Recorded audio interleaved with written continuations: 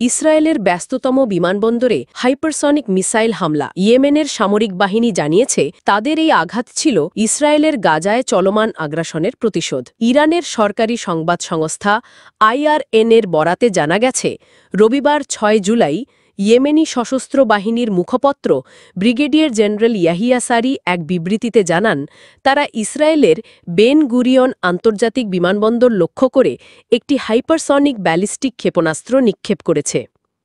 তেল আবিবের এই বিমানবন্দরটি ইসরায়েলের সবচেয়ে ব্যস্ত এবং গুরুত্বপূর্ণ বিমানবন্দর। মিসাইল হামলার পরপরই বিমানবন্দরের সব ফ্লাইট ওঠানামা বন্ধ করে দেওয়া হয়েছে। সাধারণ মানুষকে সরিয়ে নেওয়া হয়েছে আশ্রয় কেন্দ্রে।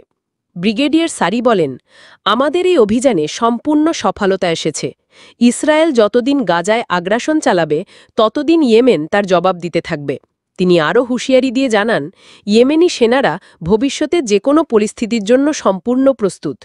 প্রসঙ্গত, গাজায় ইসরায়েলি আগ্রাসনের বিরুদ্ধে ইয়েমেন একাধিকবার বেন গুরিয়ন বিমানবন্দর লক্ষ্য করে ক্ষেপণাস্ত্র হামলা চালিয়েছে। তাদের দাবি, এই হামলা অবরুদ্ধ ফিলিস্তিনিদের পক্ষ থেকে একরকমের প্রতিরোধ।